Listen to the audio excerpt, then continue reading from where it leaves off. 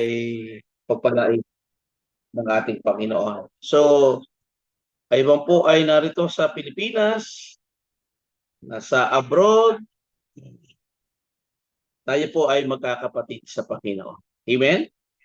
At muli, papaalala po natin, tayo po ay nasa MBS o sa Mobile Bible Seminary o Mobile Bible School. At kung kayo po ay may mga katanungan o po kayong mahihiya, klarifikasyon, pagkatapos po ng ating pag-aaral, meron kayong mga tanong patungkol po sa ating Bible School, pwede po kayong magtanong. At nariyan po ang ating Doc Roderick para po lalo pang ipaliwanag ng mas maayos at ang ating mga professor na kasama ngayon. So, sa bawat isa po at nais po ninyong i-enroll, inihikayat ko po kayo na i-enroll po ninyo ang church management. Yan. Dahil ito po ay isang pag-aaral na kung saan po ay makakatulong o magiging gabay po natin sa ating pong paglilingkod bilang mga leader ng ating Panginoon. So mamaya po may mga i-discuss po o ipapaliwanag sa atin patungkol po doon sa ating mga nais na i-enroll. So hinihikayat ko po kayo na mag-enroll sa MBS sa certificate level o bachelor or masteral or doctorate. Kung saan po kayo nais na mag-enroll ay welcome po. Upang sa ganun po ay magamit din po natin itong ating pinag-aaralan. At mas maganda rin po na magkaroon tayo ng mga certificate. So yon, isang mapagpalang gabi mga kapatid. Comment lang po kayo dyan sa ating comment section kung saan po kayong lugar at ano po ang inyong posisyon. So, sana po ay walang maging aberya sa ating pong internet connection dahil maulan po ngayon. Dito po sa Laguna ay malalakas ang ulan na may kasama po pong kidlat. Ako po ang inyong likod, Pastor Joel Manalo. At ako po ang magbabahagi sa inyo ngayon ng church management. At ito po ay napakahalaga dahil ito po yung ating magiging timon. Kung ikaw ay pastor, ito po ay makakatulong. Kung ikaw po ay magpapastor, mas magiging advanced yung inyong pong kaalaman. At kung ikaw ay lay workers at meron kang plano na gamitin ng ating Panginoon sa larangan ng pagpapastor, makakatulong po itong church management. Personally, ako po ay napagpala dito po sa subject na ito dahil ito po ay nakakatulong po. So ngayon po, akin lang po i-share yung ating PowerPoint. At kung nais din po ninyong i-avail ang ating PowerPoint, pwede pong i-avail at mag-sabi lang po kayo. Okay. Yan. Ito po yung ating topic, ekonomiya o economics ng simbahan. So, tinalakay na po natin yung earnings. Tinalakay na po natin yung tinatawag po nating expenditure. At ngayon naman pong gabi, atin po namang tatalakayin yung tinatawag po nating ethical safeguard. Yan po yung topic number 3. Ethical safeguards, financial integrity, and accountability.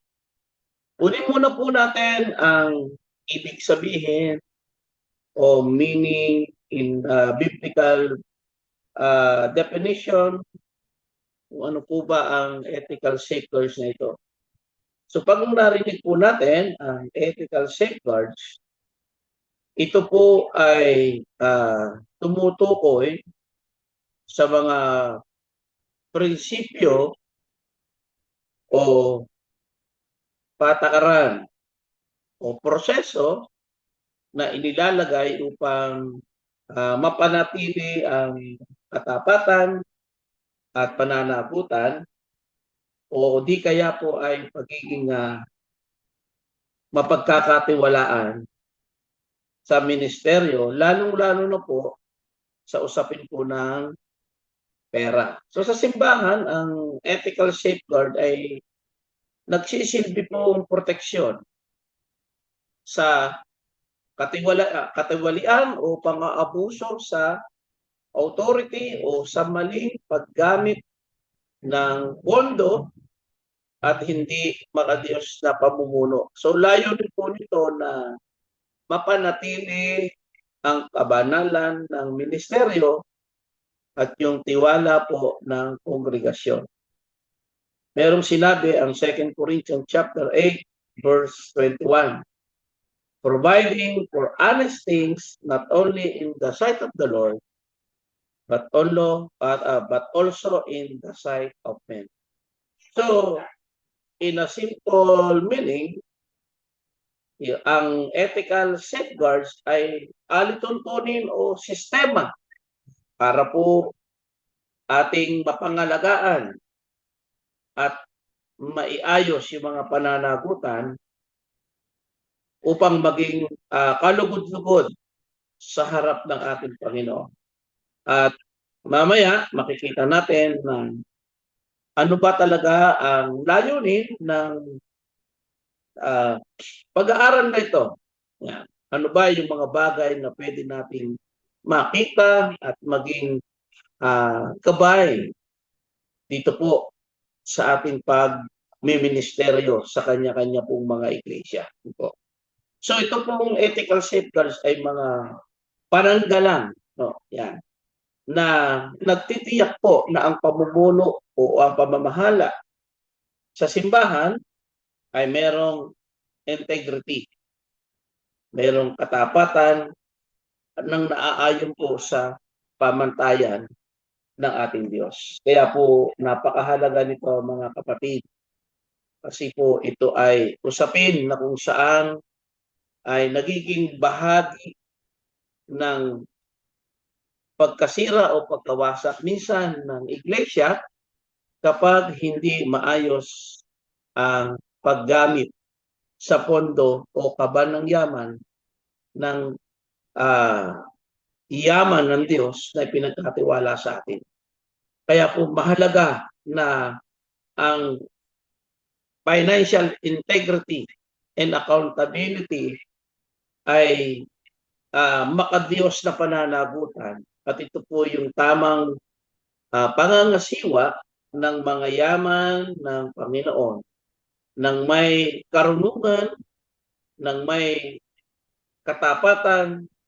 Ibig sabihin, bawat perang ipinagkatiwala sa iglesia ay ginagamit ng naaayon sa kalooban ng Diyos at hindi para sa pansarili po na kapakanan. So ang accountability ay nangangahulugang ang mga leader ay mayroong pananagutan sa Diyos at sa iglesia. Sa isa't isa, sa lahat ng usaping pinansyal. So, pag kinuha natin yung biblical meaning po ng financial integrity and accountability, ibig sabihin ito po ay pag-aari. God owns everything because everything belongs to God.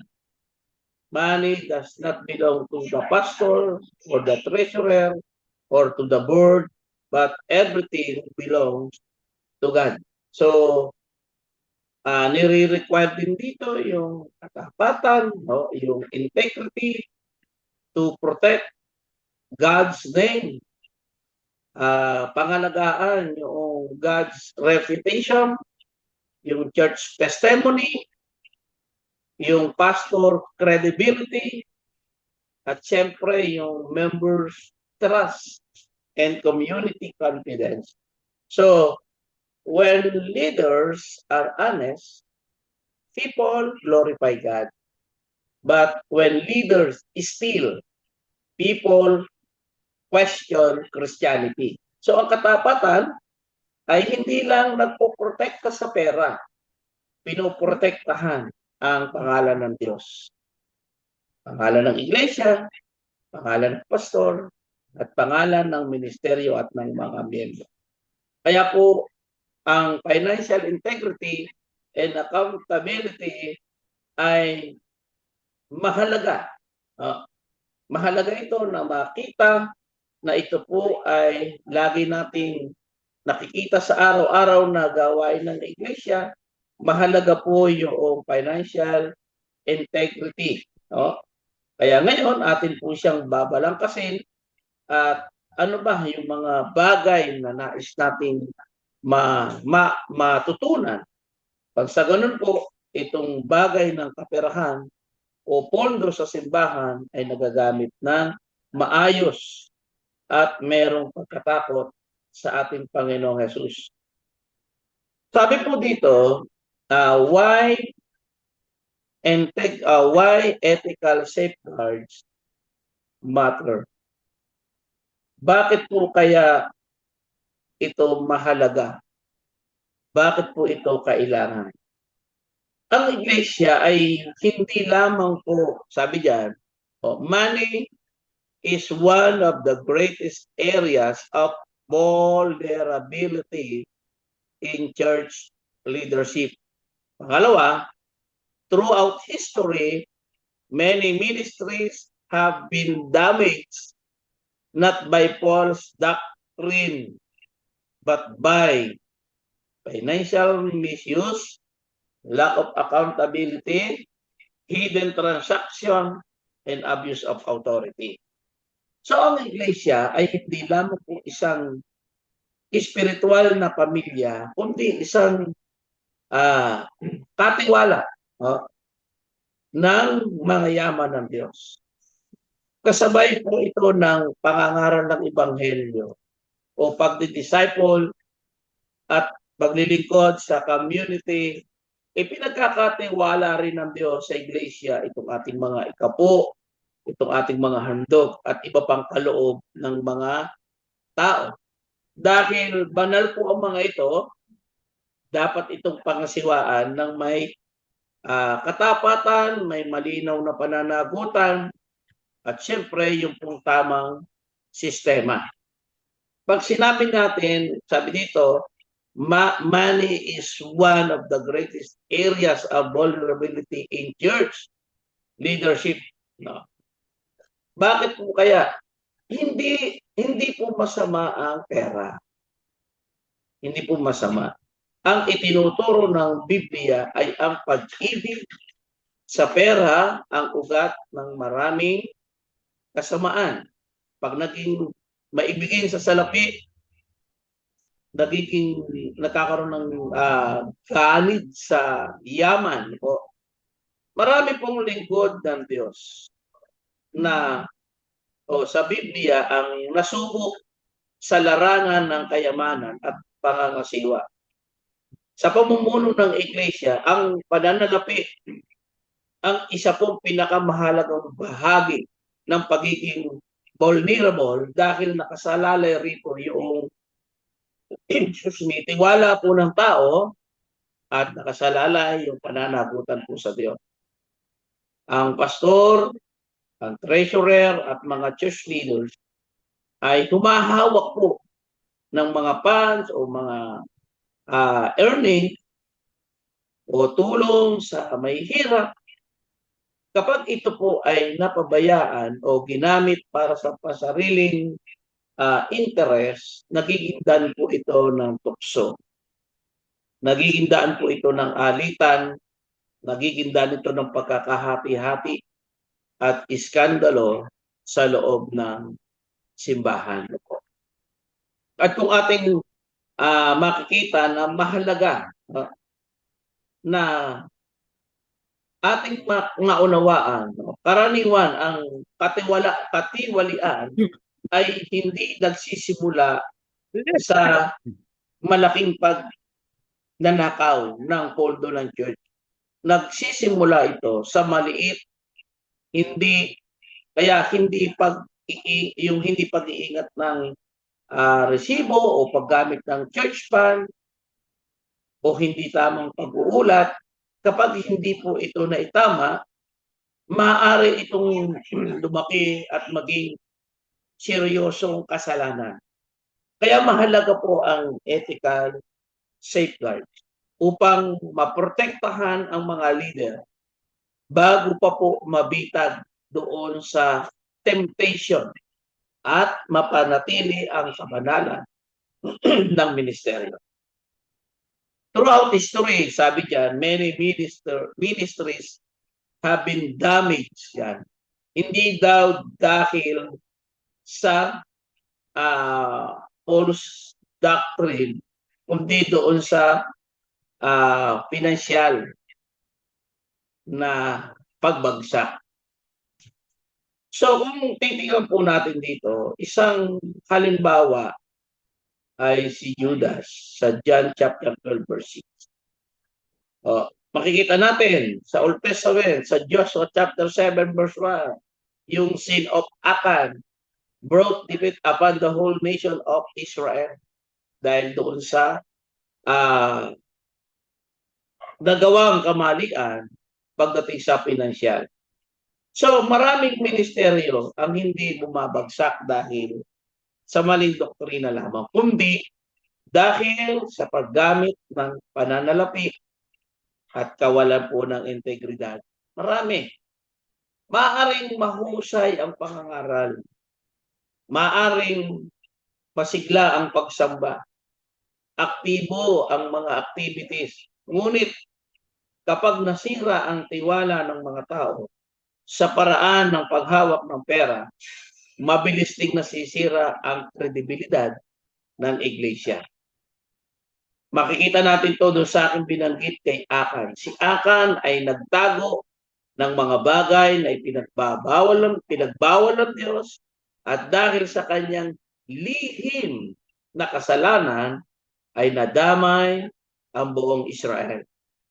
Si Judas naman, bagaman kabilang sa 12 alagad, ay nagnakaw mula sa pundo ng ministeryo. Pinakita nito na ang panlabas na paglilingkod ay walang saysay kung ang puso ay hindi tapat. So ang maling paggamit po ng pera ay hindi lamang pagkawala ng salapi. Sinisira nito ang pangalan ni Kristo at pinanghihinaan ang mga mananampalataya at nagiging hadlang sa pagpapalaganap ng ebanghelyo. Kaya napakahalaga na ang church ay maproteksyonan. The church must establish ethical safeguards that protect everyone. Una-una, maproteksyonan yung kongregasyon. Ang mga membro ay nagbibigay ng kanilang ikapo, nagbibigay ng handog bilang pagsamba sa Diyos, at umaasa sila na ang kanilang handog ay nagagamit ng tama para sa gawain ng ating Panginoon. So, pinoprotektahan ng ethical safeguards ang mga miyembro dahil tinitiyak nito ang bawat handog po ay ginagamit ng tapat ayon sa layunin nito.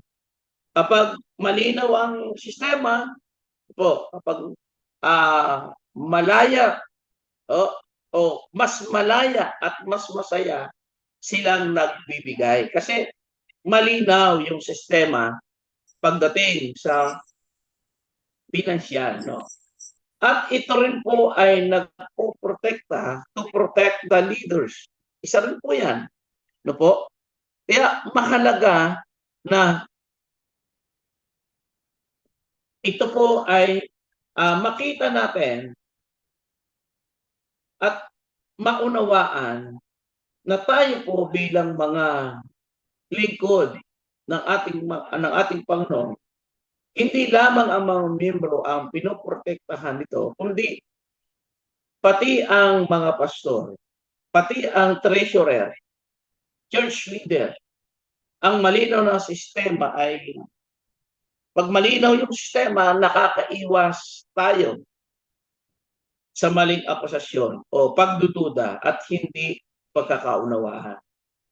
Ang matalinong leader ay hindi lamang nagsasabi siya po ay tapat. Pinatutunayan niya ito sa pamamagitan ng maayos at transparent na sistema. Pinoproteksyonan din ito, no, ang testimony, lalo na pagdating sa katawan ni Kristo. At ang bagay nito, kapag tapat ang iglesia, nakikita ng mga tao yung karakter ni Jesus. Ngunit kapag may iskandalo sa pananalapi, kadalasang nadadamay ang pangalan po ng ating Panginoon at ang mensahe ng Ebanghelyo. Pinoproteksyonan din po nito yung integrity of ministry. Yung integridad ang pundasyon ng pangmatagalang ministeryo. Integrity is the foundation of lasting ministry, skills, gifts, but only integrity, no? Maaring madali tayong makahikayat, no? Meron tayong kakayanan, pero ang integridad ang nagpapatatag sa gawain ng Diyos. Sa pamamagitan po ng ethical safeguard, nananatili po na kapani-paniwala, mapagkakatiwalaan, at ang spiritual na ministeryo ay malusog para sa susunod na henerasyon. Kaya dito mga kapatid, may ilan na nag-iisip na ang mahigpit na financial policies ay tanda ng kawalan ng tiwala sa mga leader. Ngunit kabaliktaran ang itinuturo ng Biblia.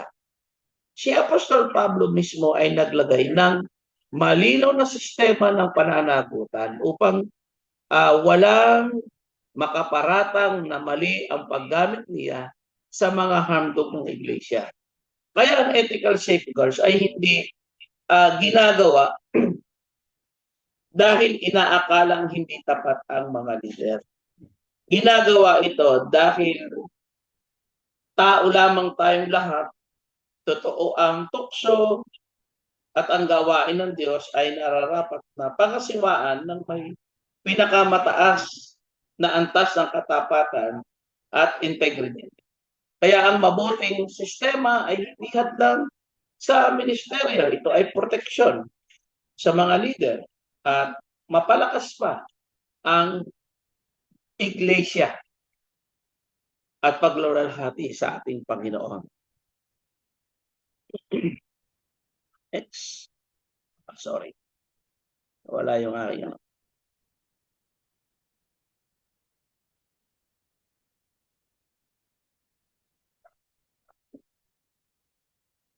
Hindi lang po mga kapatid.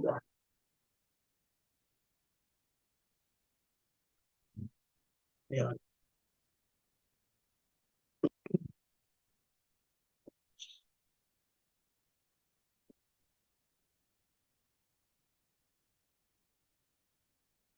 Okay. Number 2, what ethical safeguard means?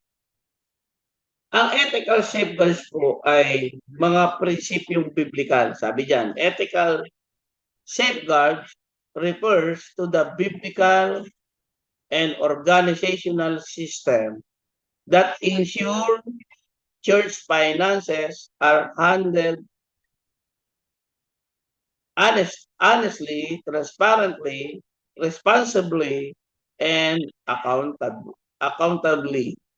These safeguards include financial transparency, multiple person oversight, document reporting, budgeting system, audit and reviews, accountability, and structures.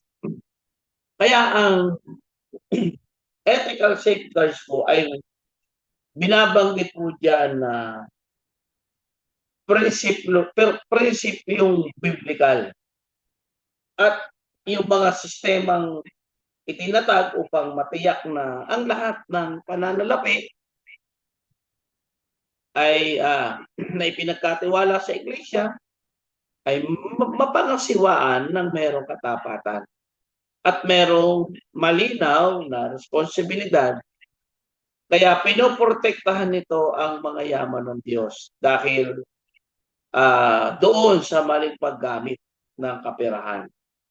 Kaya hindi lamang po ito koleksyon ng mga financial na pangangailangan, ito po ay pagpapakita ng biblical na stewardship at makikita rin ito sa bagong tipan ng pumili ang mga apostol ng mga mapagkakatiwalang tao upang mamahala sa pananalapi ng iglesia doon sa Gawa, Kapitulo 6, talatang 1 hanggang 6. Makikita natin doon na may katiyakan na napapangasiwaan yung handog o mga kaperahan ng atin pong iglesia. So, dito, mahalaga yung financial transparency. Ang financial transparency, yan po yung bukas, malinaw, at ito yung tapat na pamamahala ng lahat ng pananalapi ng iglesia upang makita po ng mga membro at leader kung paano ito natatanggap, paano natin itong iniingatan at ginagamit ang yaman ng Diyos. Hindi ibig sabihin nito na lahat ng impormasyon ay isa publiko. Ang ibig sabihin ay walang itinatagong transaksyon na maaaring magdulot ng pagdududa o baka sira sa pangalan ng Diyos. Kaya po ginawa ni Apostle Paul ang mga bagay na binanggit dito sa Book of Acts at sa Korinto upang walang sino man na makapag-akusa na mali ang paggamit niya sa handog ng iglesia. Ang tunay na espiritualidad ay nakikita rin sa malinaw na pangangasiwa po ng pananalapi. At mahalaga rin yung multiple person. Yan. Nangangahulugan na hindi lang isang tao lamang ang may control sa pananalapi ng iglesia. Ang responsibilidad ay ibinabahagi sa mga mapagkakatiwalaang leader upang magkaroon ng tamang check and balance. Kaya sa Biblia, hindi hinayaan ng mga apostol na isang tao lamang ang mamahala sa lahat ng pondo. Pumili sila. Dahil sa ganitong paraan, may iwasan po yung temptation at mawawala yung katiwalian sa iglesia. At mahalaga rin yung documented reporting. Dahil kapag ang documented reporting, ito yung meron tayo nito, ito yung maayos at kumpletong pagtatala ng bawat transaksyong pinansyal ng iglesia. Kasama rito yung lahat ng natanggap na earning o handog, kasama ng mga gastusin, at ito yung financial reports. So itinuturo ni Jesus na ang tapat sa maliit ay mapagkakatiwalaan din sa malaki. Kaya ang maayos na record ay hindi lamang requirement ng accounting, kundi bahagi ng pagiging tapat na katiwala ng ating Panginoong Diyos. Kaya ang tama pong documentation, nagbibigay po ito ng nagbibigay po ito ng malinaw na kamalayan. At ito po ay nagpapatunay ng integridad ng iglesia. Yung budgeting system na sinasabi dyan, na mahalaga rin ito. Dahil ang budgeting system ay ito yung maingat at may panalangin pagpaplano na bagkit natin nung nakaraan kung paano gagamitin ang mga giyaman ng Diyos bago pa man ito gastusin. So itinuturo uli ni Jesus ang kahalagahan ng pagpaplano bago simula ng isang gawain. Ganun din po ang iglesia. Dapat may malinaw po na budget para sa ministeryo, para sa misyon, para sa maintenance, para sa pagtulong sa nangangailangan at iba pang pangangailangan. Kaya ang pagbabudget ay nagpapakita ng karunungan, nagpapakita po ng disiplina at tamang pamamahala sa pinagkatiwala po ng ating Panginoon.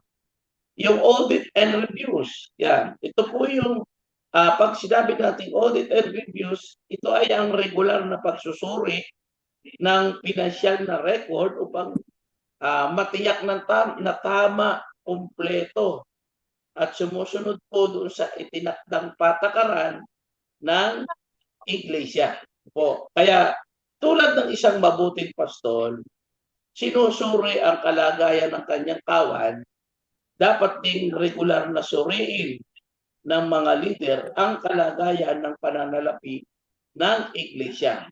Dapat lang po yun. Dahil ang audit ay hindi para, tandaan natin, ang audit ay hindi para maghanap ng pagkakamali lamang, kundi upang mapabuti po ang sistema, maitama ang mga kahinaan at mapanatili po ang tiwala ng miyembro. So hindi kaya tayo nag-o-audit. Minsan kasi ito yung problema. Minsan nahihiya o natatakot mag-audit kasi baka pag-isipan na yung binanggit natin kanina na tayo ay nagdududa, pero hindi. Yan po ay hindi paghanap ng kanilang kamalian, kundi para po maproteksyonan natin yung kaperahan ng iglesia. At yung accountability structure na sinasabi. Merong binanggit sa Romans chapter 14 verse 12. Sabi doon, so then every one of us shall give account of himself to God. So ang accountability structures are biblical system that define. Nagpapakita ito na biblical na sistema na malinaw na nagtatalaga kung sino ang may pananagutan doon sa desisyong pinansyal. Kaya mahalaga na ito po ay nauunawaan ang wastong paggamit. Ano po tayo, may ito po mga kapatid, makikisuyo po muna mag-invite. Saglit lang anak, hindi ko pa tapos ay mainom sa'yo. Paki-mute muna po mga kapatid. Yan. Naka-record po tayo. Tuloy po na tayo. Tinuturo ng Biblia na ang bawat mananampalataya, lalo na ang mga leader, ay balang araw ay magbibigay sulit sa Diyos. Kaya yung accountability ay hindi tanda ng kawalan ng tiwala, kundi pagkilala na ang pamumuno ay isang banal na pananagutan. Kaya kabilang dito yung dapat malinaw na kabilang dito yung ang malinaw na tungkulin ng pastor o ng treasurer o ng finance committee. Kaya ang bawat isa po ay merong responsibilidad at merong pananagutan sa isa't isa upang to make sure na yung katapatan at integrity ay natutugunan. So, biblical foundation. Tingnan natin yung biblical foundation of ethical safeguard. Binanggit po dyan yung una, yung honest stewardship. Proverbs 11 verse 1. false balance is abomination to the Lord, but a just weight is His delight. So, makikita natin dito, mga kapatid, na mahalaga yung honest stewardship.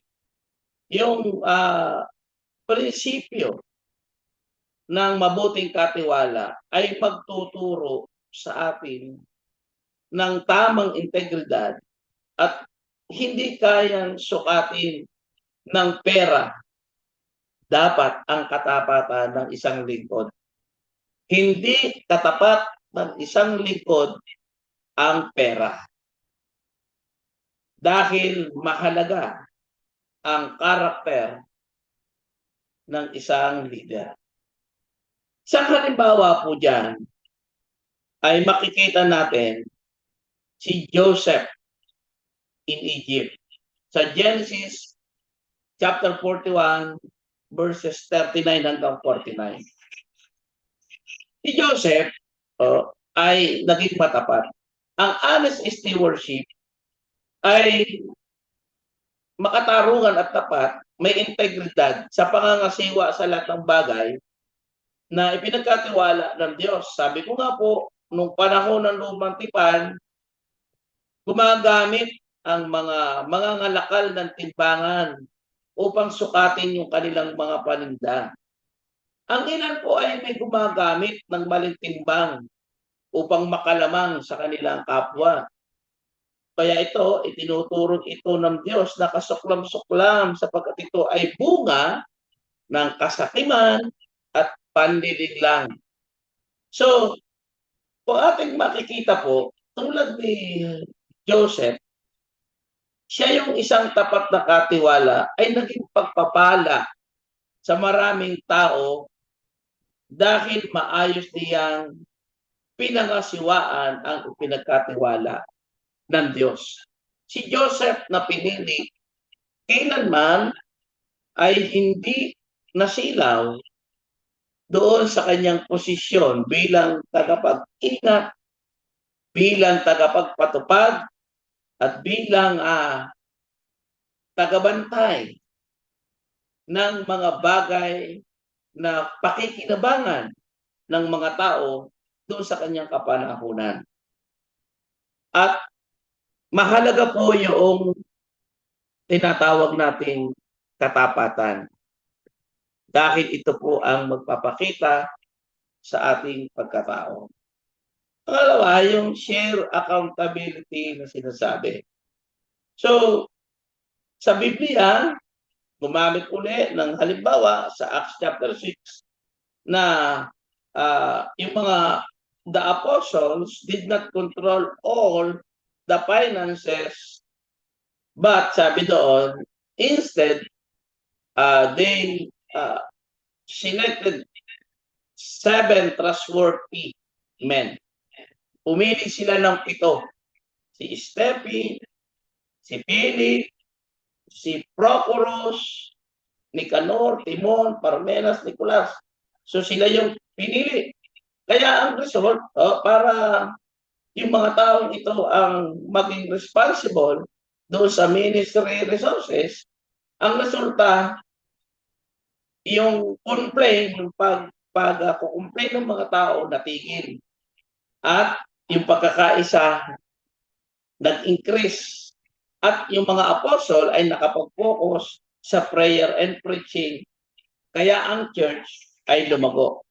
So, ang share accountability ay nangangahulugan na ang pangangasiwa sa mga yaman ng Diyos ay hindi dapat nakasalalay sa iisang tao lamang. Dapat itong ibahagi doon sa mapagkakatiwalaan ng yaman ng simbahan. Po. At mahalaga rin po rito yung visible integrity para maiwasan yung pong pagdududa. So mahalaga ang visible integrity. Pag sinabi natin visible integrity, ito ay ang pamumuhay at paglilingkod na malinaw, na nagpapakita ng katapatan at integridad hindi lamang sa harap ng Diyos, kundi po sa harap ng tao. Alam ni Apostle Paul, nakakitapat ang isang leader, maaari pa rin siyang maparatangan kung walang malinaw na sistema. Kaya hindi niya dinala ang handog ng mag-isa.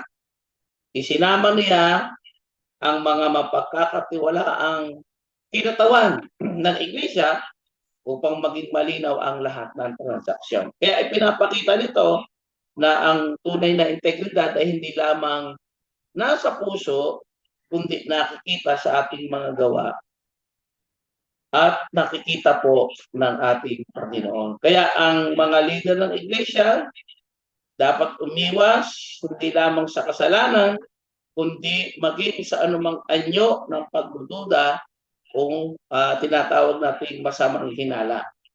Mahalaga rin yung faithfulness and stewardship dun sa Luke 16 verse 10. He that is faithful in that which is blessed is faithful also in much. So faithfulness in money reflect spiritual character. Kaya pag sinabi po natin na faithfulness is stewardship, ito ay yung patuloy na pagiging tapat sa panangasiwa ng lahat ng pinagkatiwala ng Diyos. Maliit man So, excuse o me po, laki. iba po yung nakashare na PowerPoint. Hello po? Iba po yung nakashare na PowerPoint, nawala po yung PowerPoint niya. Opo, yung Infinix yan labas ng labas, open ng open. Picture nila yung lumalabas po. Sorry. Hindi yung PowerPoint nyo. Wait lang po Thank you. Inyo pong nasabi. Opo. Close po yung Infinix. Paki-close po yung yung nakagamit. Infinix yan, Infinix. Infinix AX. Yung phone niya, Infinix 6880 yata yun. Paki-close po Pastor Manalo, kayo po ang host, pwede nyo po yung tanggalin. Wait lang po, Doc. Wait lang po, Wait lang po.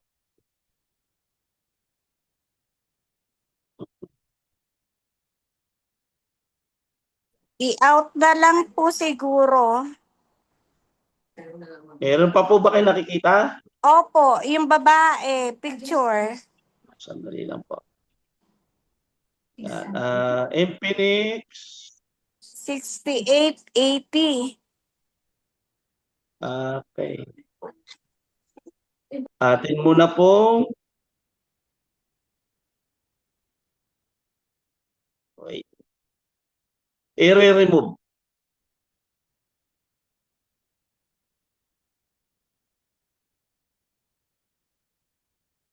Yan. Nakikita na po niya yung PowerPoint ko? Yes po, Opo. okay na po, okay na po. Yes Thank po, you Pastor. Okay na po. Amen po. Saan po tayo? Malinaw po, malinaw. Saan po tayo nagkaroon ng error?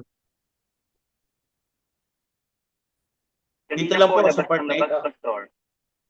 Dito lang po sa letter C, visible integrity. Opo, yan na po. Okay, sige. Salamat po.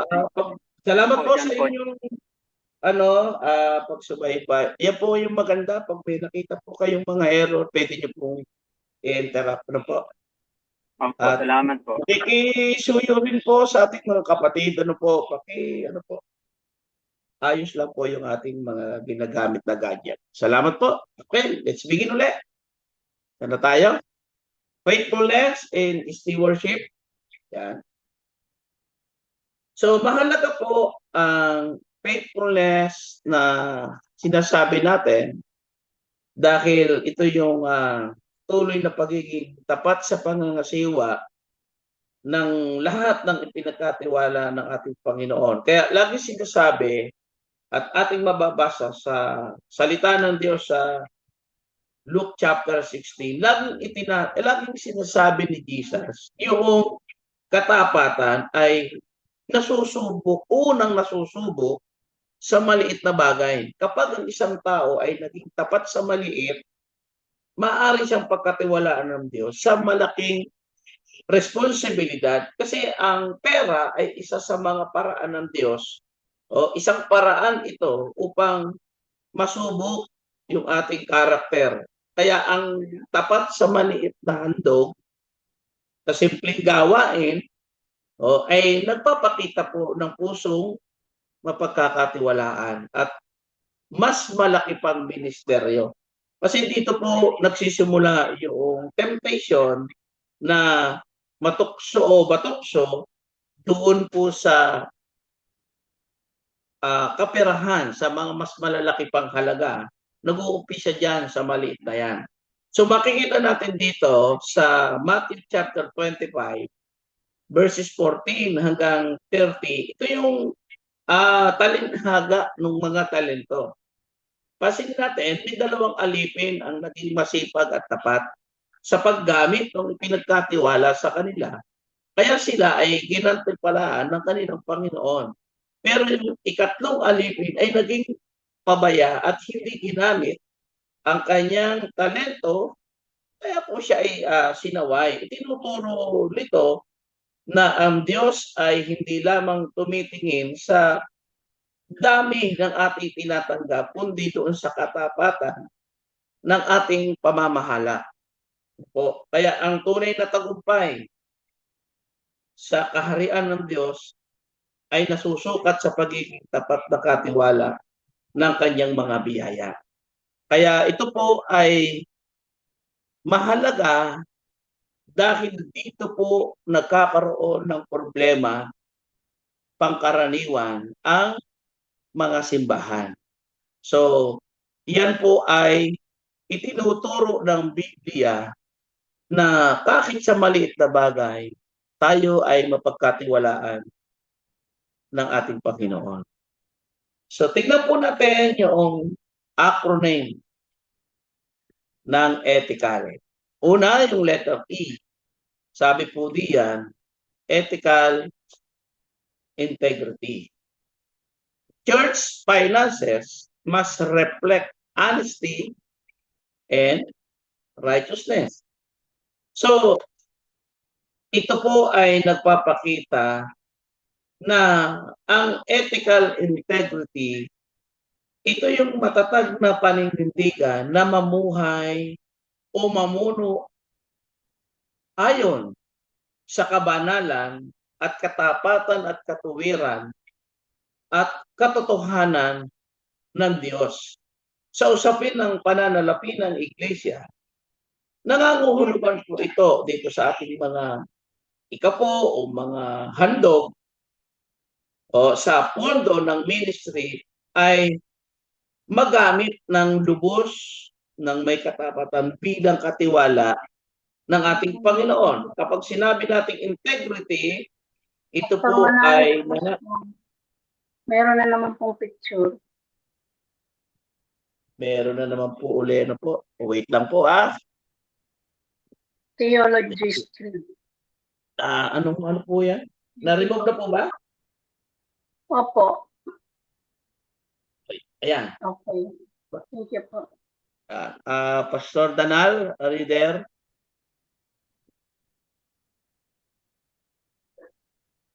Oo, Pat. Maraming commercial. Commercial lang yan. Okay. Sige, pag meron ka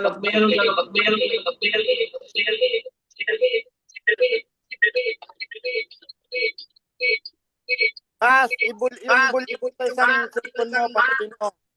Yung volume mo sa isang cellphone mo. naka-mute. Meron mo ba?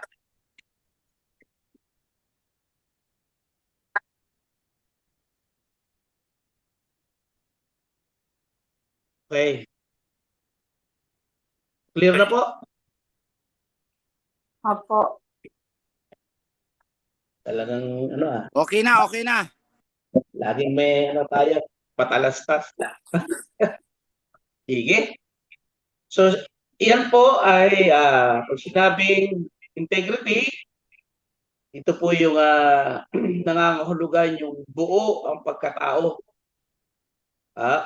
Pareho ang ginagawa sa harap ng tao at sa harap ng Diyos. Dahil ang taong may integridad ay tapat kahit walang nakakakita, sapagkat alam niyang ang Diyos ang tunay na nakakakita sa lahat. Sa Kawikaan 11, verse 1, ginamit ng Diyos ang larawan, yung sinabi ko kanina, yung maling timbangan, upang ipakita na kinamumuhian niya ang anumang uri ng pandaraya. Uso yan ngayon, kahit sa palengke. Hindi lamang po ito tumutukoy sa negosyo, kundi sa lahat ng paraan ng pamamahala, kabilang ang pananalapi ng iglesia. Kaya ang Diyos ay nalulugod sa mga leader na tapat, patas, at hindi nagtatago ng anumang maling gawain. Amen? Dahil nakikita ng Diyos, nalulugod siya doon sa mga leader, pinagpapala siya ng Diyos doon sa mga leader na faithful, na kahit na anong problema financial ang dumating sa kanya, still siya po'y natatagpuan ng Diyos na faithful, na kahit na dumating minsan yung paghihikahos sa buhay bilang leader, siya pa rin ay faithful, siya pa rin ay patas lumaban, siya pa rin ay hindi nagtatago ng anumang maling gawain. Kaya ang ethical integrity, nagpapakita po yan na pagpili sa tama kahit walang nakatingin, kahit mahirap, kahit walang pumupuri. Ito po ay pagpapakita na ang ating paglilingkod ay para sa Diyos at hindi lamang para sa tao. So, example ulit po natin ng ethical integrity ay si Joseph. Si Joseph ang isa sa pinakamagandang halimbawa ng integrity, ng ethical integrity sa Biblia. Bagamat siya ay ipinagbili bilang alipin at nakulong ng walang kasalanan, hindi siya lumihis sa katapatan ng ipagkatiwala po ni Potiphar ang buong sambayanan sa kanya. O pinamahalaan po ni Joseph ito ng may integridad at karunungan. Genesis chapter 39 verses 4 hanggang 6. Kalaunan, ginawa siyang gobernador ng Ehipto ni Paraon upang pangasiwaan ang mga ani sa loob ng 7 taon ng kasaganaan at 7 taon ng taggutom. Genesis 41 verses 39 hanggang 41. Napakalaking yaman at pagkain po ang ipinagkatiwala sa kanya. Ngunit, hindi po niya ito ginamit para sa sariling kapakinabangan. Sa halip, naging tapat siyang katiwala at naging instrumento ng Diyos upang mailigtas ang maraming buhay.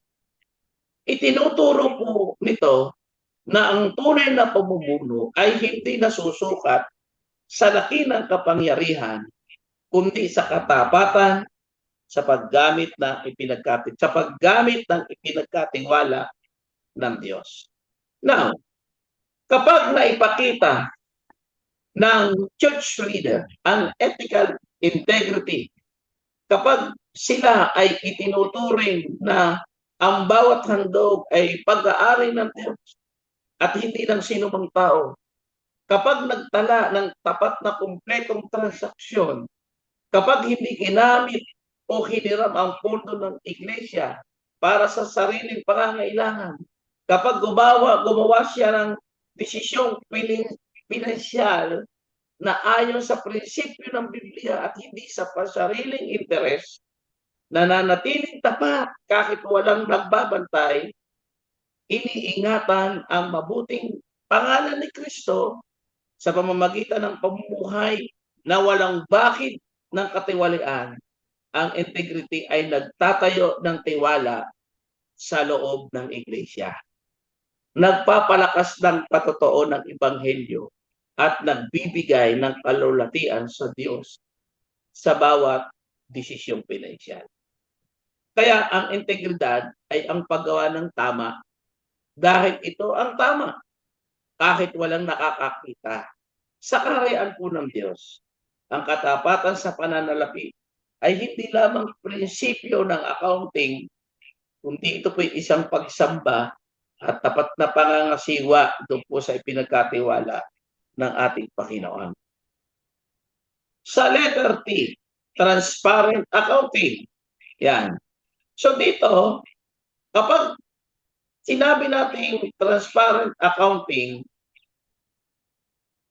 ito ay ang bibliyang paraan ng pagtatala o pangangasiwa ng pananalapi ng tama, malinaw, at bukas maaaring suriin. Ito po ay nangangahulugan na maayos, wasto, at maaaring makita anytime, mapatunayan anumang oras na ito ay bukas at may transparent. So ang transparency sa financial record, sabi diyan, should be open and clear, ay higit pa ito sa simpleng bookkeeping o accounting. Ito po ay salamin ng pusong walang itinatago sapagkat ang layo nito ay parangalan ng Diyos. Kaya ang iglesyang may transparency, hindi siya natatakot sa pagsusuri dahil kinikilala nitong ang lahat ng yaman ay pag-aari ng Panginoon at ang bawat katiwala ay mayroong pananagutan sa Diyos. Si Apostle Paul, lagi niyang ipinapakita na lagi na pinangasiwaan niya ang mga handog ng mga mananampalataya sa Jerusalem. Bagamat kilala siya tapat, pero hindi niya dinala ang handog na mag-isa lamang. So, ang transparent accounting ay pagsasama ng katotohanan, pananagutan, at pangangasiwa. So, pinoprotektahan ito ang iglesia laban sa maling hinala. Yan yung isang minsan ay nagiging usapin pag maling hinala, tamang duda. So ito po ay nagpapalakas ng tiwala ng mga miyembro at nagpapanatili ng magandang patotoo ng buhay ng isang mga leader. So, isa sa pinakamalinaw na halimbawa ng transparent accounting ay yung ginawa ni Paul. Si Pablo, yung sa 2 Corinthians chapter 8 verse 20 hanggang 21, ginawa niya ito para maipakita na siya ay hindi lang tapat sa harap ng Diyos, kundi tapat din siya sa harap ng mga tao. Kaya sa pamamagitan ng malinaw na sistema na ito, napangalagaan yung mabuting pangalan ng Ebanghelyo. Napangalagaan yung tiwala ng iglesia at saka yung integridad. Kaya ipinakita ni Paul na ang transparency ay hindi dahil sa kawalan ng tiwala, kundi isa itong paraan upang parangalan po ang ating Diyos.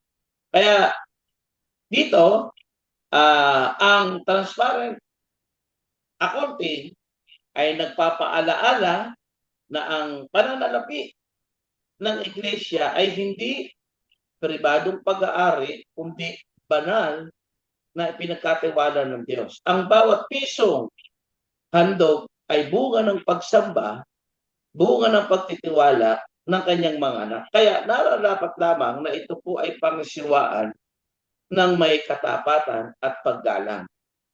Ang iglesyang may malinaw na sistemang sistema ng pananalapi, nagpapakita siya ng liwanag ni Kristo at nagpapalakas sa mga mananampalataya. Next, honest leadership. Pag sinabi natin honest leadership, ito po ay naaayon sa prinsipyo ng Biblia na bawat leader ay dapat mamuno ng may katapatan, may pananagutan. So tinuturo ng Bible na ang leader ay mga katiwala lamang, hindi niya ito pag-aari. Kaya sa simpleng pagkaunawa, makikita natin na ang honest leadership ay nagsisimula hindi sa paghawak ng pera, kundi sa pusong may takot sa Diyos. Integrity and stewardship. Yan. Ito kanina nabanggit natin ito at mahalaga na ito ay naaayon uli sa prinsipyo ng Biblia na ang lahat ng yaman o ay pag-aari ng Diyos at dapat pangsiwaan ng maayos. Malinaw sa Biblia na ang Diyos ang tunay na may-ari ng lahat ng bagay na ito. Kaya ginagamit lagi yung parable of the talent upang maipakita na ang integrity in stewardship ay nagsisimula sa pagkilala na ang Diyos ang tunay na may-ari at hindi tayo. Okay. Collective oversight. So pag sinabi natin ito po ay naka-align ulit sa prinsipyo ng Biblia na ang pamamahala ng yaman ng Diyos ay hindi lang nakasalalay sa isang tao, sa halip ito ay dapat isagawa ng mga mapagkakatiwalaan o mga espiritual na mga leader na maiayos yung pananalapi ng iglesia. Dahil ito po ay tungkol sa banal na yaman ng ating Panginoon. Dahil ang tao ay maaaring matukso o magkamali, kaya itinuturo ng Biblia ang kahalagahan ng sama-samang pananagutan at accountability. So ito po yung nagbibigay ng check and balance. Hindi nangangahulugan na wala tayong tiwala sa leader. Sa halip, kinikilala nito na ang pinaka-mabuting leader ay nangangailangan ng pananagutan na isang tunay na lingkod ng Diyos ay hindi natatakot sa accountability sapagkat alam niya na ito ay proteksyon sa kanyang ministeryo o sa kanyang sarili. So mahalaga ito pong collective oversight. Next, accountability before God. Pag sinabi po natin accountability before God, ito po yung naaayon sa salita ng Diyos na ang lahat ng leader ay magsusulit sa ating Panginoon sa kanyang pamamahala doon sa ministeryo at sa mga taong ipinagkatiwala po sa kanya. So, maaaring magbigay ng ulat ang isang leader sa finance committee, sa kongregasyon, dahil ito po yung kanyang dapat na ipakita yung accountability. So dito, ito po yung nagpapaala-ala na ang ministeryo ay isang banal na pinagkatiwala, hindi personal na pag-aari. Okay, next. Leadership credibility. Pag sinabi natin leadership credibility, ito po ay naaayon ulit sa salita ng Diyos dahil ito yung katangian, ito yung integridad, at ito yung katapatan ang nasa sa atin. Dahil itinuturo ng Bible na ang mabuting pangalan ay isa sa pinakamahalagang kayamanan ng isang leader. Yan po ay sinabi sa Kawikaan 22:1. Ang mabuting pangalan ay lalong kanais-nais kaysa malaking kayamanan. So pinapakita nito na mas mahalaga ang integridad kaysa pera o kapangyarihan sapagkat ito ang sumasalamin sa karakter ni Kristo. Kaya napakahalaga ng financial integrity sa pagtatatag sa leadership na kapag ang pananalapi ng iglesia ay napamahalaan ng tapat, tumitibay ang tiwala ng membro at nagkakaroon po ng maayos na relasyon. So ito pong leadership credibility ay pinakamahalagang pamana ng isang church leader. Ang gusali, pwedeng masira. Yung programa, maaring mabago.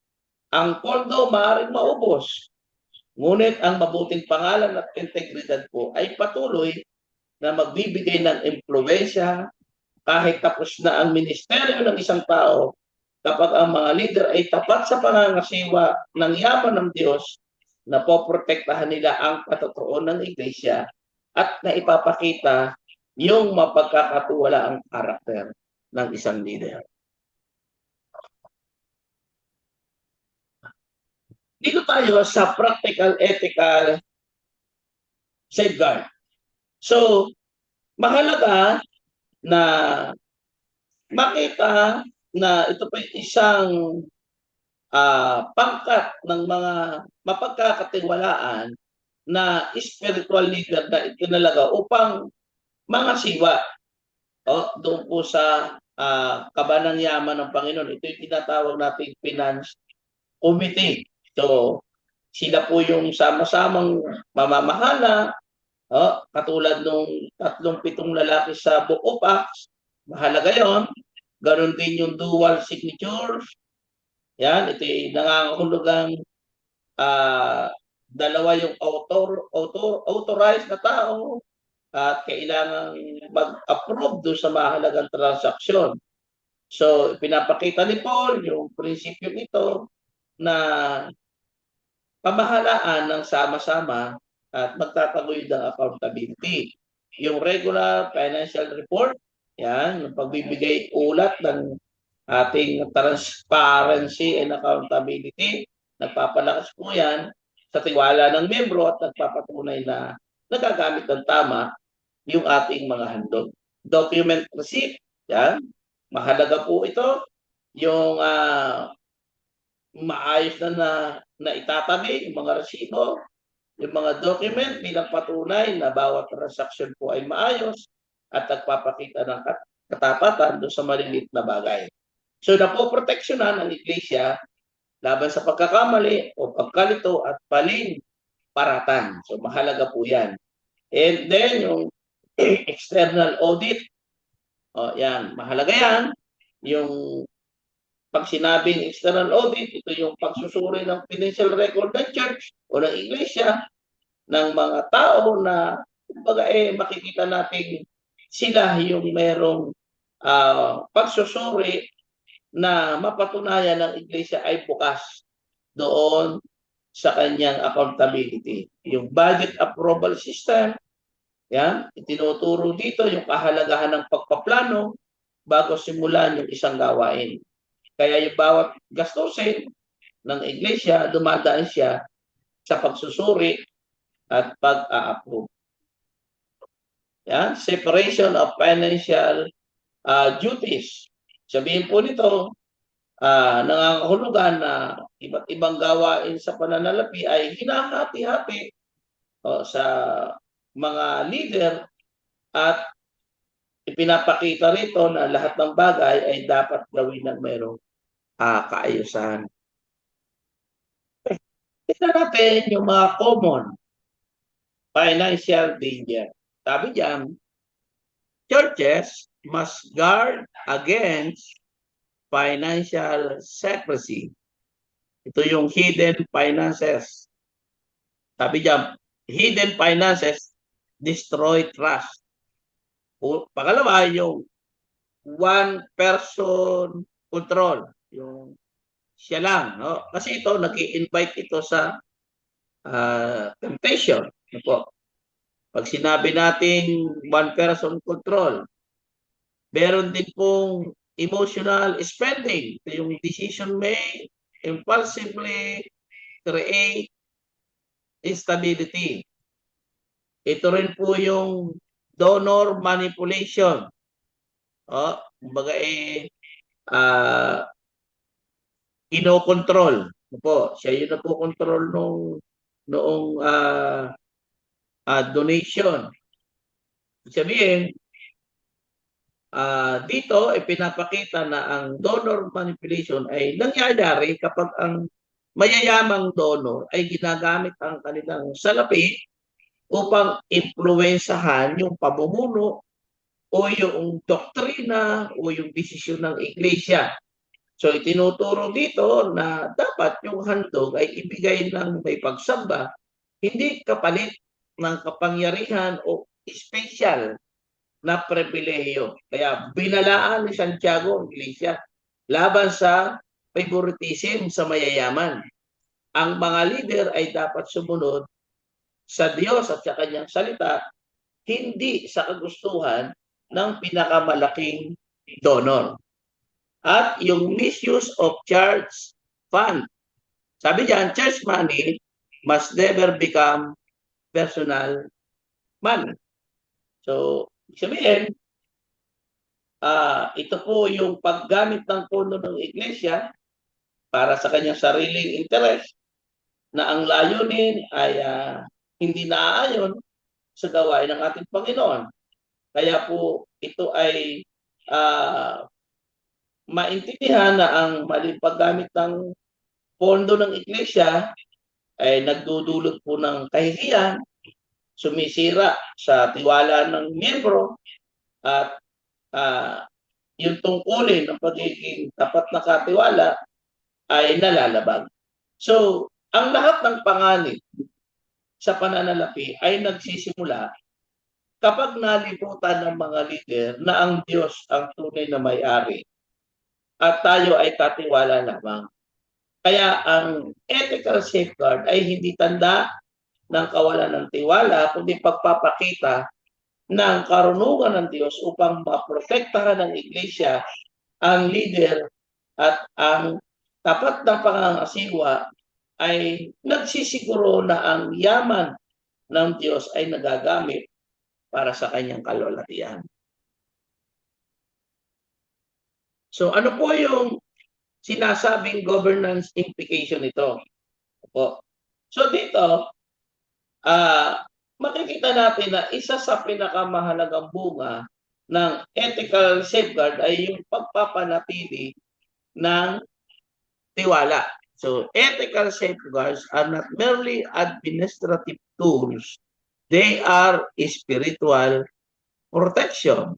Ito yung healthy safeguard, preserve trust, prevent scandal, strengthen stewardship, protect leadership and credibility, and honor God publicly. And a church with weak safeguards may grow numerically but remain vulnerable morally. So, ang tiwala ay hindi nabibili ng pera at hindi nakukuha sa magagandang programa lamang. Ito po ay bunga ng mahabang panahon na katapatan at maayos na pangangasiwa. At dito, makikita natin na mahalaga yung ma-preserve yung trust po, at ma-prevent yung scandal. Kung sinabi natin ma-preserve yung scandal, ibig sabihin, kapag may skandalong pinansyal, ay hindi lamang pangalan ng leader ang nasisira. Kaya dapat ma-prevent yung scandal. Kundi pati ang pangalan ng Diyos o ang pangalan ni Kristo. Kaya yung temang sistema ay nagpoprotekta sa ministry at mapanatili yung mabuting patotoo. Pag sinabi natin strengthen stewardship, ito yung hindi lamang tungkol sa ito ay nagbibigay ng maayos na sistema sa pamamahala dahil ang stewardship ay hindi lamang tungkol sa paghawak ng pera, kundi sa paggamit ng lahat ng ipinagkatiwala ng Diyos at malinaw yung proseso at mapapanatili yung accountability. protect leadership credibility. Yan, napakahalaga po nito na pinoprotektahan ng ethical safeguard yung kredibilidad ng leader sa pamamagitan ng responsableng pamamahala sa pananalapi. And then, honor God publicly. So, sabihin, ito yung pinakamataas na layunin na makapagbigay ng kalulatian sa Diyos. At ang bawat desisyong pinansyal ay bahagi ng ating pagsamba at pagpapakita nito kung paano natin pinahalagahan ang yaman ng Diyos. Kapag ang iglesia ay namumuhay ng may katapatan, may transparency and accountability, ipinapakita nito yung kabanalan na karakter ng ating Diyos. Kaya dito, makikita natin na isang iglesia na may matibay na ethical safeguard ay hindi lamang mahusay sa administrasyon, kundi malusog din ang spiritual na pamamahala. Kaya yung mga sistema po ito ay mapapanatili yung tiwala, may iwas sa iskandal, at nagpapatibay ng stewardship, at napoproteksyonan yung kredibilidad ng leader at nagbibigay ng kalulatian sa ating Diyos. Final insight, the church must not only be honest before God, it must also be visible, trustworthy before people. So integrity must be spiritual, practical, organizational, and public. Ibig sabihin, ang pangunahing aral tungkol sa ethical safeguard ay ang katotohanan na ang integridad ayon sa Biblia ay hindi lamang pangloob na kalagayan ng spiritual, kundi isang hayagang patotoo sa harap ng tao. Nais ng Diyos na ang kanyang iglesia ay maging banal sa kanyang harapan at mapagkatiwalaan sa harap ng mundo. May ilan na nagsasabing, alam ng Diyos ang puso natin. Totoo po ito, ngunit itinuturo rin ng Bible na ang katapatan ay dapat makita hindi lamang ng Diyos, kundi ng mga tao. Kaya si Paul ay naglatag ng malinaw at transparent na sistema sa pangangasiwa ng handog. Hindi dahil kulang siya sa integridad, kundi upang alisin ang anumang pagdududa at mapanatili ang magandang ebanghelyo. Kaya ang iglesia ay nagiging maayos yung pinansyal na pangangailangan. So dito po, kailangan, it must be, sabi doon, spiritual integrity. Ito yung nagsimula sa puso. Ito ay nagpapakita ng tunay na katapatan, bunga ng pusong may takot sa Panginoon at nagnanais na magbigay ng kalulatian sa Kanya. Practical integrity, ito ay pagsasamuhay ng mga prinsipyo ng Biblia, araw-araw sa gawain, kasama nito yung tamang pamamahala. Organizational integrity, sabihin, ito ay pagtatatag ng mga sistema na naaayon sa salita ng Diyos na nagpapatibay ng transparency at maayos na pamamahala. Public integrity, na sinasabi natin, ito ay pakahulugan ng katapatan ng iglesia ay nakikita ng buong komunidad. So pag pinagbasa ng tao kung paano ginagamit ng church o ng iglesia yung earning o yung yaman ng church, ay makikita rin dito na malinaw na yung integrity ng iglesia ay lumalakas at mapagkakatiwalaan ng iglesia yung buhay ng mga leader. Kaya ang layunin po nito, ethical safeguard, ay hindi lamang iwasan yung mga pagkakamali sa pananalapi, kundi luwalhatiin ng Panginoon sa pamamagitan ng tapat na stewardship. Okay, dito tayo sa final declaration. Money, test, stewardship. Stewardship reveals character, and character protect ministry. So napakaganda po nito, ano po? Money, test, stewardship. Sabihin, ang pera ay isa sa nagiging gamit para masubok yung ating katapatan. Po, ginagamit ito para makita yung kanyang mga lingkod ay tapat ba o mapagkakatiwalaan. Stewardship reveals character. Ibig sabihin, kagaya ni Joseph, no, faithfully managed Egypt resources during years of abundance and famine. So, yung kanyang wise stewardship reveal his integrity. At yung unwavering trust in God dahil yung kanyang character ay proven. Kaya ginamit ng Diyos. God used him to preserve many lives. Kaya stewardship ay salamin ng tunay na karakter ng isang tao. And character protect ministry. Sabihin, ang pinakamalaking proteksyon ng isang lingkod ng Diyos ay hindi ang kanyang kayamanan, hindi ang kanyang impluensya, hindi ang kanyang natapos, hindi yung kanyang degree, hindi yung kanyang kasikatan, hindi yung kahusayan niyang mamuno, kundi yung kanyang makadiyos na karakter. Dito sa NBS, isa sa hinuhubog ng salita ng Diyos sa atin ay yung ating karakter. At dito, kadalasan, ang pagbagsak ng ministeryo ay hindi nagsisimula sa isang maliit na kasalanan, kundi sa maliit. Kaya ang banal na karakter ang nagsisilbing spiritual na pananggalang laban sa temptation, nag-iingat ito sa tiwala ng tao at nagpapatatag ng ebanghelyo. Si Samuel ay nanatili pong mapagkakatiwalaan dahil sa kanyang integridad.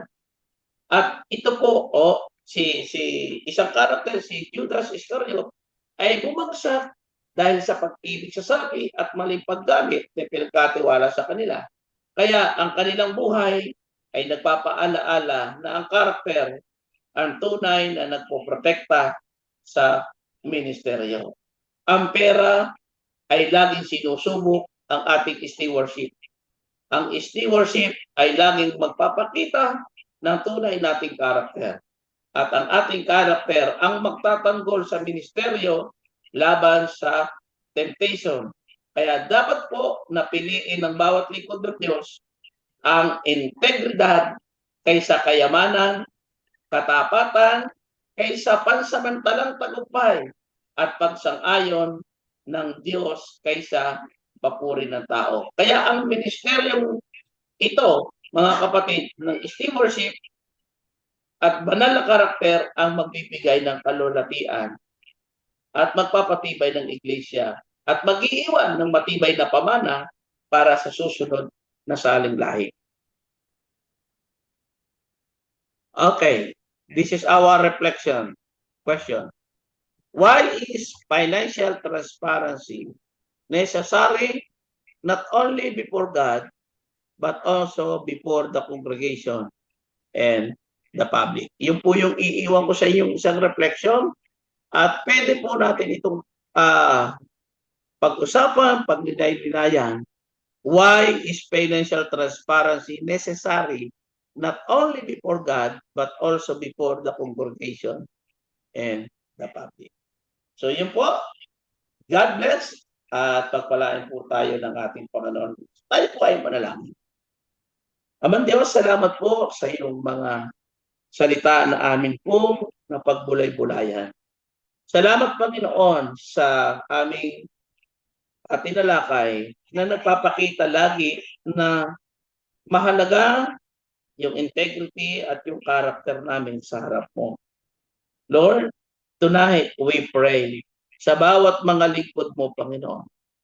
Nawa po ay patuloy na magamit ang mga posisyon na meron kami na naaayon sa iyong kapurihan. We pray, Father God, na patuloy na ikaw po ang manguna, ang iyong banal na espiritu, ang sumama sa amin upang hindi kami magkamali sa aming mga gagawin bilang mga leader mo. Lord, kami po ay may kahinaan, dumarating ang punto na ang tukso ay malapit Pero we believe, Lord, in your mighty name, in your mighty power, na mas makapangyarihan sa mga bagay na ito. Kaya ang aming dalangin, Panginoon, anuman po yung aming hinahawak ng mga posisyon, dalangin po namin yung katapatan ay manatili sa aming mga karakter upang ang aming karakter ang magpatatag sa mga ministeryo na pinagkatiwala mo sa amin. Bless NBS, Father God. Bless Pastor Roderick. Bless every one of us. Dalangin po namin na kami pa ay lumago pa at magamit mo according to your purpose, not our will, but your will. Father God, thank you sa mga oportunidad na kami po ay makapag-aral. Ito po aming dalangin sa pangalan po ni Jesus. Amen. So, yun po.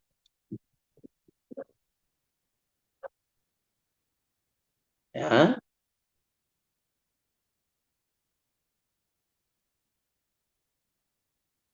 Okay. So, meron po kayong tanong? Meron po ba kayong dagdag? Pwedeng i-share? At patuloy po na magpapalakas sa bawat isa sa atin. Okay, tayo muna po ay mag-screenshot. And we encourage na ang bawat isa po ay kung kaya po ng inyong internet connection, tayo po ay mag-picture-picture. Lahat po tayo ay mag-picture para po lahat tayo ay may ready? 1, 2, 3. Habol po yung iba, mga kapatid. Open po kayo ng inyong cam. Po kayo mahiya. So, yun. Nandiyan ba po si Pastor Rod? Doc? Yan. Baka po kayo ay may tanong? Mga kapatid, baka po kayo ay merong tawag dito. Good evening, Pastor. Clarification o meron po kayong nais na ibahagi? Good evening, Dito po Pastor. sa ating live. Good evening po, Pastor. Sino po sila? Pakilala po kayo. Pastor Henner po. Maaari po ba kami magkaroon ng soft copy or kahit na yung pinaka-summary nung para ma-review uli? Yes po. May PowerPoint po tayo, Pastor. Pag gusto po ninyo, message lang po kayo kay Doc Rod. PM lang po kayo sa kanya. Sige po, ibibigay po sa inyo. Bibigyan po. Salamat po, Pastor. Yan lang po. God bless. Salamat po. May mga nag-avail na po na mga kapatid natin doon sa Church Management 1 and then doon sa atin pong mga Church Management 2 na tinalakay na nakaraan. So, balik ito po ay economics, patatlong topic po natin to. And all of this ay meron po tayong kopya. Just PM, Doc Roderick, first, and then hintayin po natin yung advice kay Doc. Ano po? Kung ano po yung mabuti. Pero ano po, Pastor, masa po kayo. Maganda po yung ating power. Yeah. Doc, ayan, nandito na po si Doc. Hello po, good evening po. Meron din po tayong book. May PowerPoint, yun po yung pang presentation. Then yung copy ng lecture niya, in English po yun, meron din po tayo.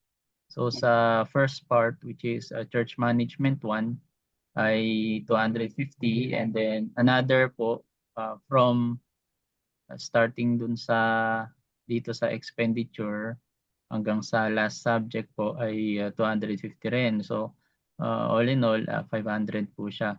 And isa-isa per subject po siya nire-release after ng lecture. So, kung sa mga mag-a-avail, meron pong G-Drive link na isi-send sa mga willing po mag-avail. Tapos pwede nyo rin po ituro sa mga institution ninyo or leadership, mga kung may mga training po sa inyong church or organization. Pastor, how to avail po? Message lang sa inyo and then how to pay via GCash or paano? Yes po, GCash po ang ating payment. So, Yung, pwede po bang tayong, book, yes po. yung book ko ay hardbound po or ano parang? Soft copy pa lang po kasi hindi pa naman po tapos ituro. I-release lang po kapag after na natin pong maano. Then may final, i-edit po natin ang final para may send that. As of now, parang lecture type pa lang siya na compilation. Then Apa. isi-send po na-compile po ito sa G Drive natin. Every after lecture, doon po natin inilalagay. Sige po, Pastor. Salamat po. Tapos kapag gusto nyo po na ma-access lagi ang ating mga lecture, free na pag-join sa ating mga Zoom katulad nito, mag-join lang po kayo sa group chat. And nandiyan po yung link, sinend ko sa ating message sa may chat. Click nyo lang po yan, view and join. Pero kapag ang gamit nyo po ay laptop or desktop, try kong isend yung link niya in desktop. Opo. Pastor, kaya po ako naka-join ngayon. Yung pong sa page po ba niyo yun, Mobile Bible School, naka-receive po ako ng message. Kaya itong na-attinan po ay Church Management 2. Wala pa akong idea doon sa Church Management 1. Opo, kompleto po yun, recorded for self-pacing. Kung nais nyo pong i-enroll para ma-credit. Kapag meron po kayong school, magiging Master in Ministry to. Major in Church Management. So, yung mga naunang subject, panonoorin nyo lang po and may mga questions yun sa dulo. Yung mga reflection question. Yun lang po ang sasagutan and you'll be graded. May rin po, AI assistant tayo na isesend ko kapag natapos lahat for exam. Kumbaga, magtatanong lang yung AI app natin and sasagutan nyo, bibigyan kayo ng grade para sa comprehension ng ng buong lesson, and then i-add yung 10% sa reflection para ma-hit nyo po ang 90 plus, magiging cum laude po kayo sa Master of Ministry. Sa mga wala pong background ng bachelor, ay AB po talaga ito, Bachelor of Arts in Church Management po. Okay. So 11 subject po ito. Okay. Nandun na po tayo sa pa-6 expenditures. Yan. Pero sa mga hindi interested sa mag-enroll, join lang po kayo kasi ang dami talaga na papag-aralan tulad ngayon. Napakaganda po ng lesson natin. And sa mga mag-enroll, meron akong ibibigay din sa inyo na Steward OS. Ito ay AI app na lahat ng in and out nyo sa church or kahit sa pang-personal, pwede nyo gamitin ito.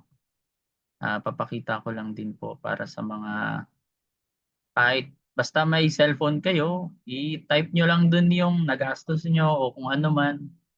Halimbawa, namalengke o kahit picturean nyo yung resibo, ipakita nyo sa kanya, kukunin niya lahat ng details, and kung gusto nyong maayos yung inyong monthly, siyang mag-aayos lahat para hindi magulo. Let me share sa inyo yung... Ibig niyo sabihin, Pastor, ito ay parang computerized. Is not related about QuickBook or any accounting software? Parang ganon? Sa ChatGPT po ito, ako ang nag-design. Okay. Kumbaga, ang kagandahan nito, lahat ng in and out nyo, kung gusto nyo ng organizer, yung AI app na ginawa ko ang mag-organize. Tutulong sa inyo. Opo. So let me share para makita nyo mismong app. Yan. Sa cellphone to, pwede itong magamit at pwede rin sa desktop. Pero maganda sa cellphone kasi ano lang ah, capture and go lang kapag mga resibo. O kaya halimbawa, may in kayo sa GCash, tapos may out din kayo. Pwede nyong i-attach dito sa ChatGPT. Then kukunin niya pati mga references, kukunin niya lahat. So ito yung kaya niyang gawin. Blueprint for primary reference. So magbabalance siya, receipt, Yeah. transaction, and ayan, i-record niya yung mga expense nyo, donation, loan, Oh. refund, process receipt. Yun yung sinasabi ko, pwede nyo i-upload yung receipt niya, budget, cash flow, daily, weekly, monthly, annual report. Pwede nyo tanungin sa kanya, pwede rin sa church finance.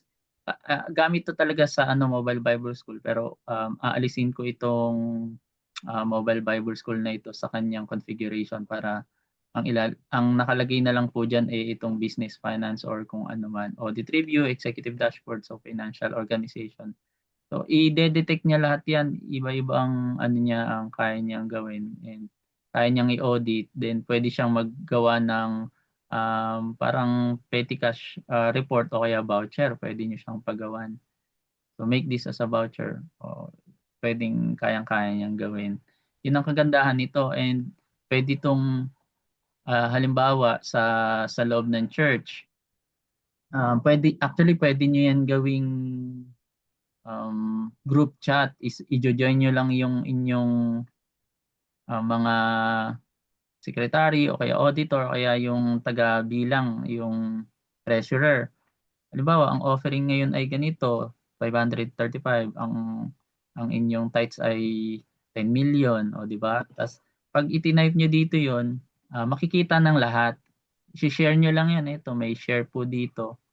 And then ipapa-open nyo sa kanila. So, kung dalawa kayo o tatlo, makikita nyo lahat ng in and out, and then ipapasummarize nyo na lang sa kanya. Give me all the summary in table format o kaya pa-upload nyo as Google Sheet. Alam niyo yung naka-Excel na po siya. Kayang-kaya niyang gawin. So lahat 'yon, and then ipa-print nyo na, meron na kayong monthly report.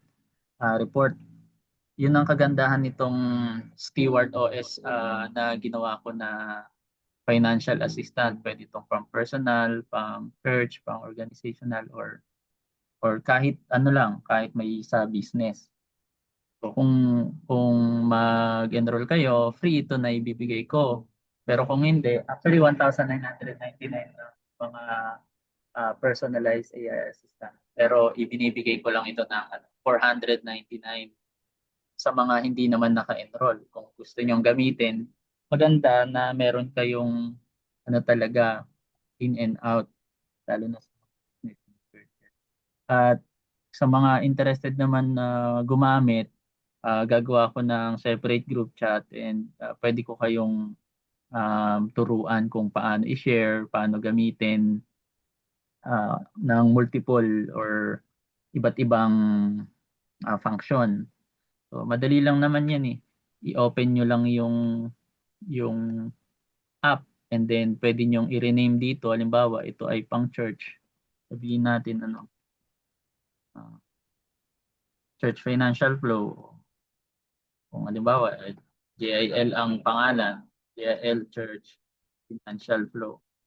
Then nandyan na, ito na yung pang financial flow nyo.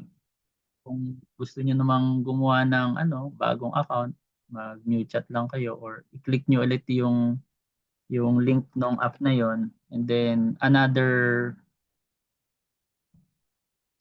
conversation, pwede kayong pwede nyo i-start, and then dito nyo lang palagi itutuloy sa conversation. I-search nyo lang, kung halimbawa pang personal, i-search nyo lang sa search bar niya yung kung anong pangalan ng personal financial account for 2025, gano'n. 2026. Then pag next year, bago na naman. Kaya niyang reviewin yon buong taon. Kaya niyang reviewin. Actually, kaya niya ituloy kahit 5 taon, 10 taon. Basta iisang conversation flow lang gagawin. So sa cellphone, ganun din. May sidebar, pwede kong i-lecture sa mga interested. Ito yung ginawa ko. Actually, ito rin ang ginawa ko na ginamit ko sa Bible School para makita kung magkano bayad, and gumagawa na rin ng directly ng receipt. Ipakita ko lang.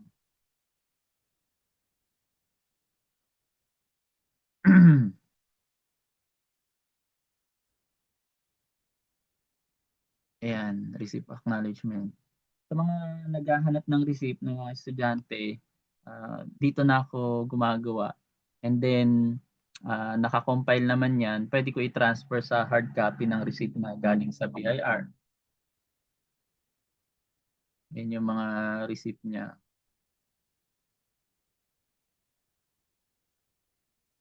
So, ganyan siya. Naka-organize na siya yung receipt niya. Pati yung reference number. Siya na ang kukuha lahat kung anong oras. Kaya magiging transparent po talaga. Kung sa church makita nilang ganun, talagang makikita na good steward tayo. Ayan. So, ito po. Pwede kong i-type, halimbawa ngayon. Give me all the summary of graduation. Grand total.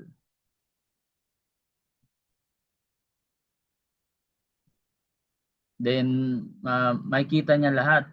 Mali pa spelling, studnets. Pero naintindihan na niya yan. Then, kaya niyang i-total lahat po yan. So, yan. Mga pangalan na naka-encode dito kung sino man sila. So, may 51,000 yung mga graduation fee. Nung ano po yan? Nung graduation ng MBS. So, malaking tulong talaga ito. Nakikita ko talaga, pwede kong i-review kung sino yung mga nakabayad, so kung sino mga hindi pa, pwede ko i-follow up. At pwede ko rin itong gawing voucher or reporting and make it as, halimbawa, make this as XLS format. Gagawin niya itong gagawin niya itong Google Sheet. Pwede rin i-send sa database. So, yun ang kagandahan nitong app na ito. So, yun lang. Thank you po. Kung may question kayo, PM nyo na lang po ako.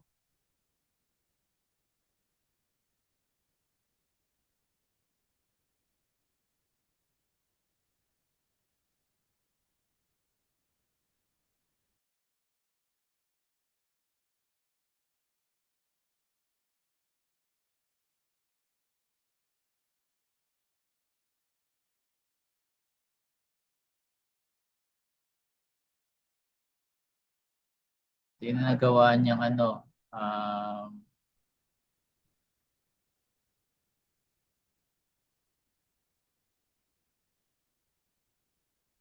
Google Sheet or spreadsheet.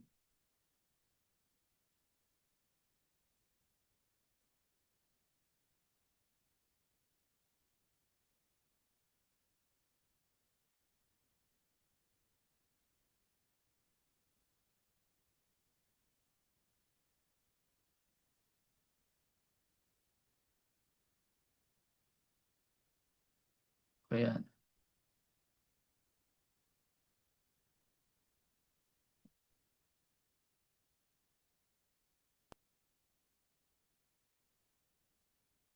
ito i-lecture ko din po talaga ito sa mga sa mga satellite natin para maging transparent lahat sa school. Bibigyan natin ang bawat MBS satellite and then magle-lecture ako sa kanila kung paano siya gamitin.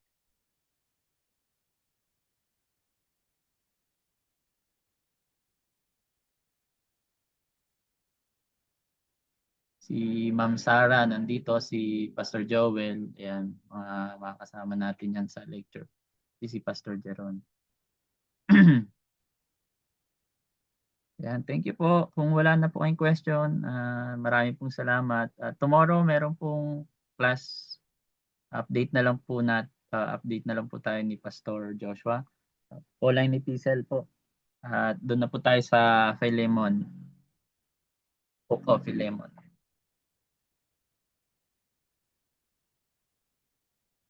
Thank you po. Good night po sa lahat. God bless po. Thank you po lahat.